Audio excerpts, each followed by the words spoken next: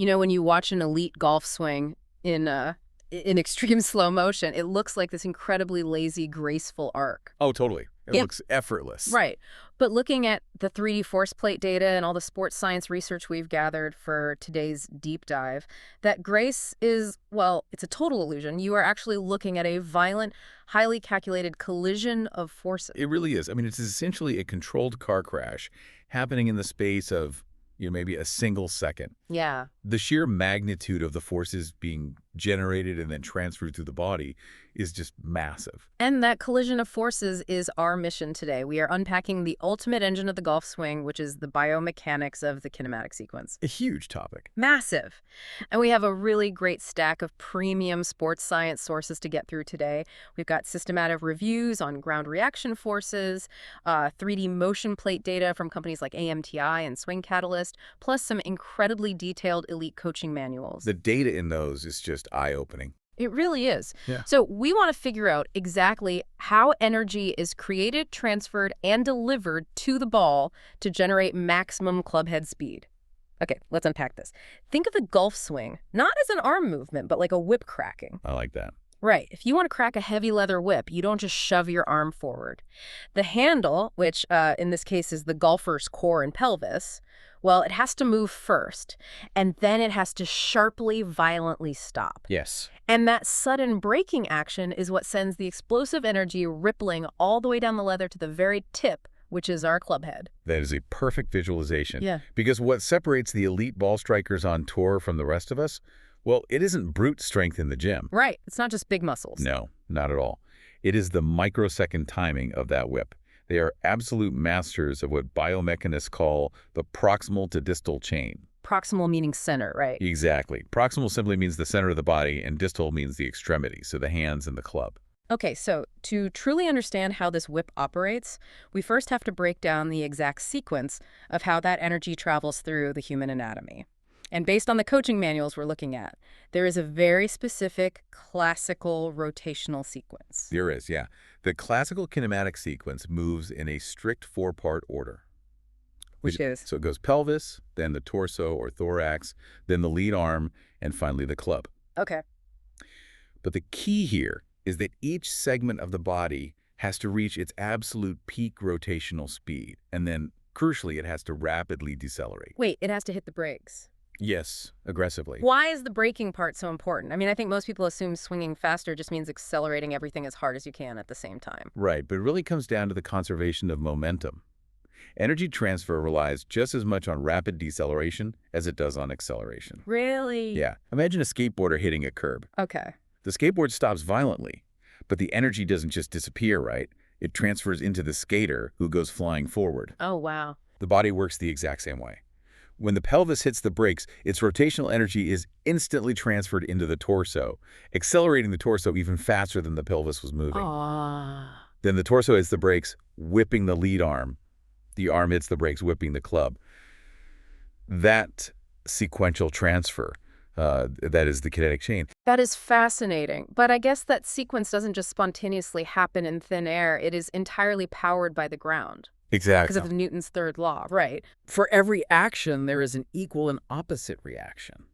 Sir Isaac Newton is essentially the ultimate golf coach here. I mean, the only external force available to a golfer to move their body mass is the turf under their feet. Right. The energy doesn't start in the muscles. It starts with how the player actually interacts with the earth.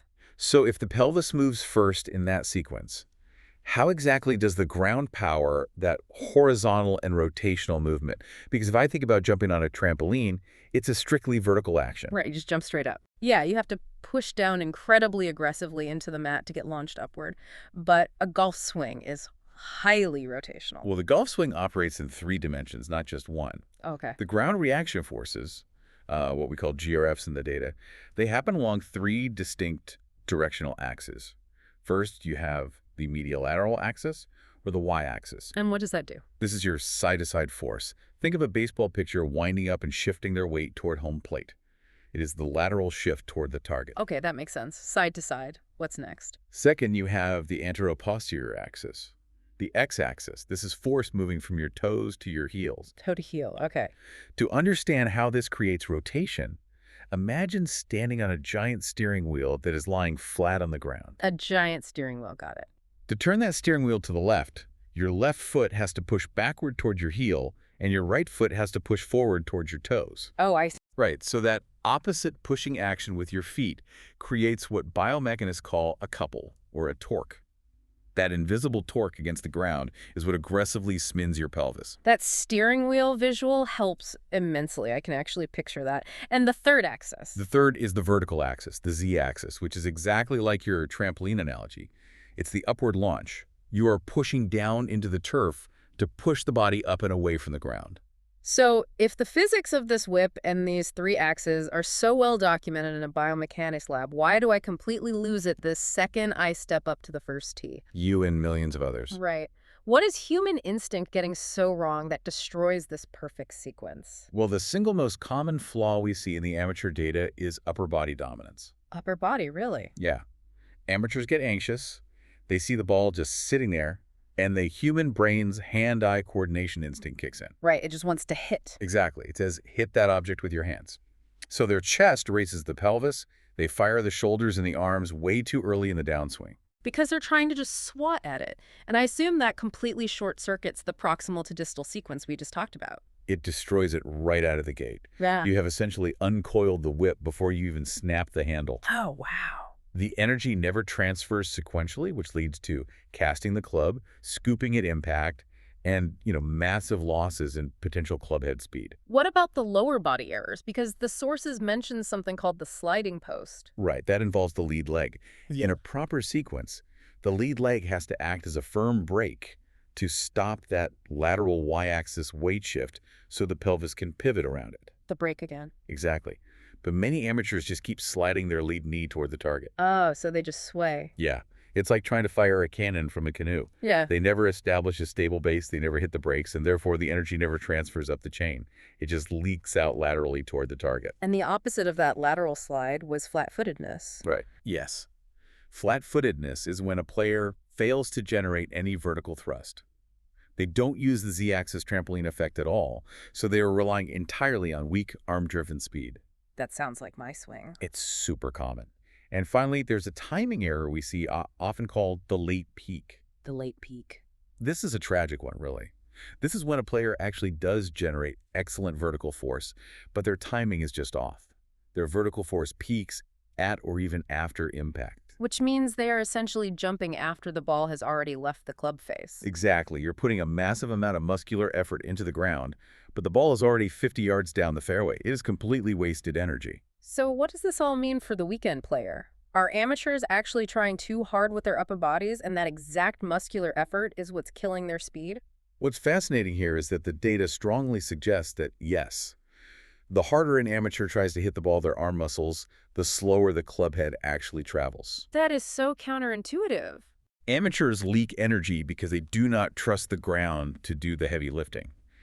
Elite professionals, on the other hand, use the ground to build incredible momentum, and then they essentially let the club fly passively through the impact zone. Okay, so to fix those amateur energy leaks, we really need to look under the hood at the exact biomechanical engines that elite players use to create and transfer that speed. We do.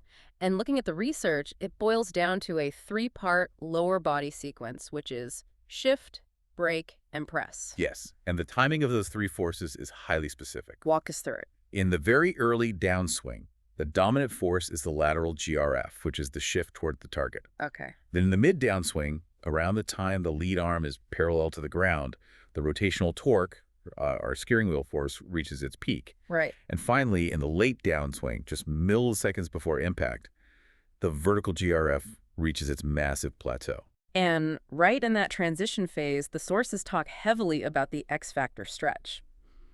I need to bring this up because I always thought the X-factor is just trying to turn my shoulders as far back as humanly possible at the top of the swing. Like wringing out a wet towel. Yeah, like I'm wringing out a wet towel. Is that not right? That is a very outdated and, honestly, a dangerous misconception that can cause severe lower back injuries. Good to know. Yeah. The modern research shows that the real power doesn't come from a massive static position at the top of your swing.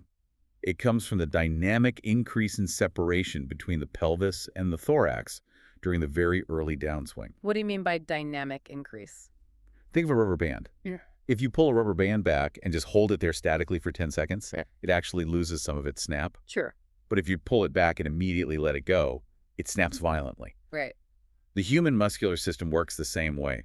The lower body starts shifting and rotating toward the target, while the upper body is still physically finishing its backswing away from the target. Oh, so they're moving in opposite directions for a split second. Yes, that momentary dynamic stretch triggers what biomechanists call the stretch shortening cycle in the core.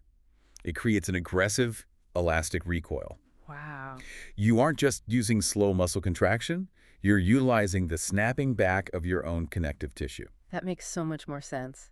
And that elastic recoil leads right into the vertical force plateau, which culminates in what the biomechanists call triple extension.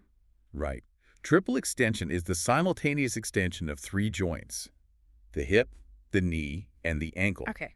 Specifically, plantar flexion of the ankle, which is exactly the motion you make when you slam your foot down on the gas pedal of a car. Pushing off. Exactly. It is the exact same biomechanical movement an Olympic weightlifter uses to throw hundreds of pounds over their head, or, a basketball player uses in a vertical jump. Jumping up. Elite golfers are doing this explosive jump milliseconds before they strike the ball. Okay, here's where it gets really interesting. I was reading the notes on Dr. Sasha McKenzie's study regarding this triple extension, and honestly, it confused me a bit. Oh, the handle pull study. Yeah, the study says that because of this jump, elite players are actually pulling up on the handle of the club with maximum force right near impact. That makes no sense to me. Aren't we trying to hit down at the golf ball? It sounds completely backward, doesn't it? Uh-huh. But it comes down to centripetal force. Centripetal force. Yeah. If you are swinging a weight on the end of a string and you want that weight to spin faster at the bottom of the arc, what do? You pull up on the string. Right. Because of triple extension, elite golfers are essentially pulling the handle of the club up towards their own chest. And the sources say they pair that upward pull with sagittal plane wrist uncocking. We need a translation for that. Sure. Think of the sagittal plane like a karate chop motion directly out in front of you, or casting a fishing line. Casting a line, okay. When you violently pull up on the handle and simultaneously uncock your wrists in that casting motion, it forces the heavy clubhead to accelerate downward and outward at an extreme velocity. That is wild. Here is an analogy I was thinking about for this. Let's hear it. Think about that lateral braking in the lead leg we talked about earlier. Right. It is exactly like a car traveling at 60 miles per hour that suddenly slams on its brakes. The car stops violently, and an unbuckled passenger, which is our clubhead, goes flying forward through the windshield at maximum velocity. Oh, wow. The lead leg is the brakes. The clubhead is the passenger. That's a graphic but perfectly accurate biomechanical analogy of the energy transfer. The lead leg has to stiffen to act as that brake. Yeah. But here is the challenge. Understanding this high-level biomechanics in a laboratory is one thing. For a coach on the lesson tee, the challenge is actually seeing this invisible force. Because you literally can't see sheer forces with the naked eye. Yeah. I mean, even on an iPhone video, a player might look like they have beautiful rotation, but they aren't actually using the ground efficiently at all. Exactly, which is why the integration of force plate technology has completely revolutionized elite coaching. Right. But our sources highlight that we have to be very careful about the type of technology being used. Why is that? Well, a lot of basic coaching gays have pressure plates. Pressure plates are great for tracking the center of pressure, meaning they show you where your weight is shifting. But they're strictly one-dimensional. It's 1D. Yeah, they only measure vertical weight distribution. So they show where you are pushing down, but not the direction or the actual magnitude of the lateral force moving the body. Precisely. To measure the true kinetic engine, you need 3D force plates, like the AMTI systems or the Swing Catalyst 3D motion plate. Okay. These sophisticated plates measure all 6 degrees of freedom. They capture the vertical force, sure, but they also capture the crucial horizontal braking forces and the invisible rotational torques.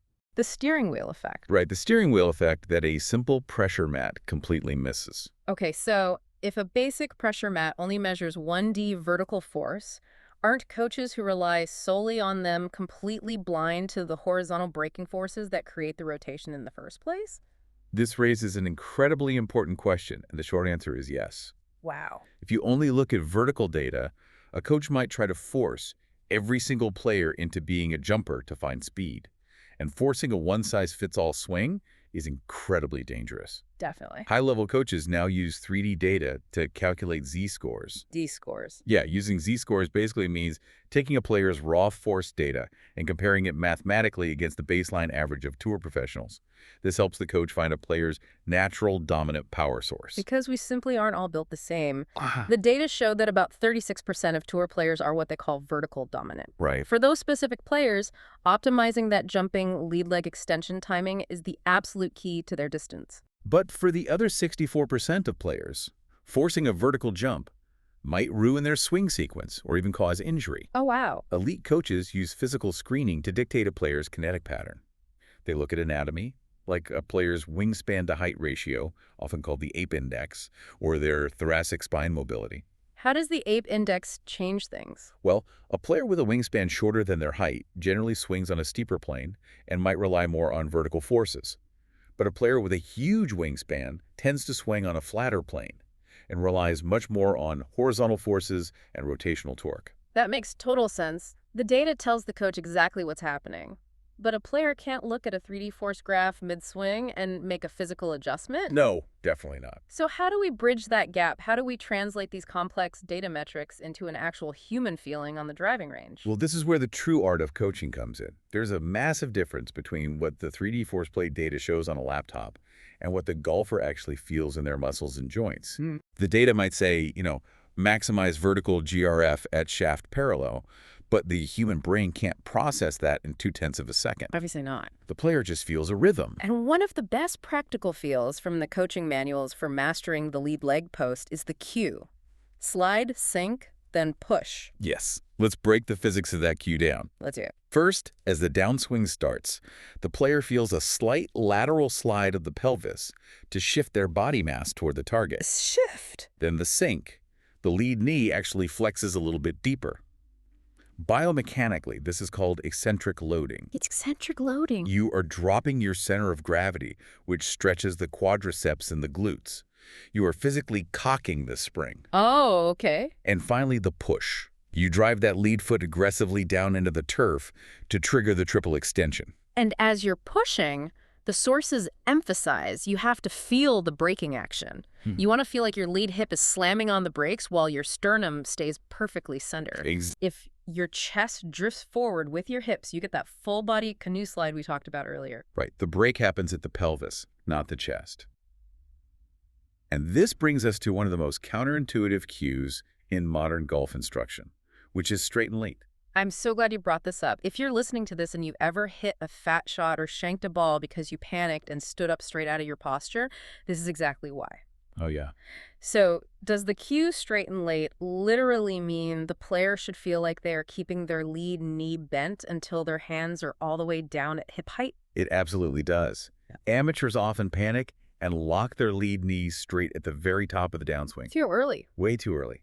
When you lock that knee joint early, you immediately destroy your ability to rotate. Your hips stall out completely, and your hands have to aggressively flip at the ball just to save the shot. Right. But if you keep that knee slightly flexed, deeply loaded with pressure into the ground, and then explosively straighten it, at the exact moment, the club shaft is parallel to the ground on the way down. Boom! The passenger goes flying through the windshield. Exactly. Yeah. It acts as the ultimate speed multiplier. You are matching your maximum vertical force plateau with your maximum kinematic extension. Wow.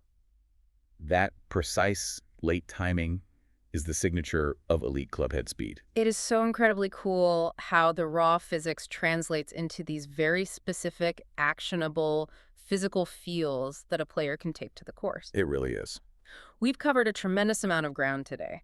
Now that we've bridged that gap between the high hertz laboratory data and the physical feeling on the tee box, let's distill this deep dive into our core takeaways. Okay, I can summarize it in 3 main points. Perfect. First, the golf swing is a proximal to distal chain. Energy moves from the center of the body out to the extremities, and it requires both aggressive acceleration and aggressive braking of each body segment to transfer that energy. The skateboard hitting the curb. Right. Second, ground reaction forces, specifically the proper sequencing of shift, brake, and press, well, they are the true source of your power. The ground is your engine, not your arms. And finally, distance isn't about how far back you can statically turn your shoulders. It's about the dynamic X-factor stretch, creating that elastic recoil in transition. It really is all about how efficiently you can use the ground to snap the whip. Absolutely. And here is a final provocative thought for you to mull over the next time you're out at the range working on your sequence. Let's hear it. We saw in the college golfer study that the driver's swing relies on delayed acceleration and huge, explosive vertical forces to maximize speed. Right, the big jump. But the 7-iron swing relies on a much more compact, horizontal, torso-driven motion for precision. So, if the biomechanics and the ground reaction forces change this drastically based simply on the length of the shaft in your hand, should we actually be training our bodies to perform two completely different athletic movements depending on the club? Something to think about. That is a fascinating question, and one the sports science community is still actively debating. If you enjoy this kind of content and want more every day, please click subscribe. It really helps to support creating more of this content for you.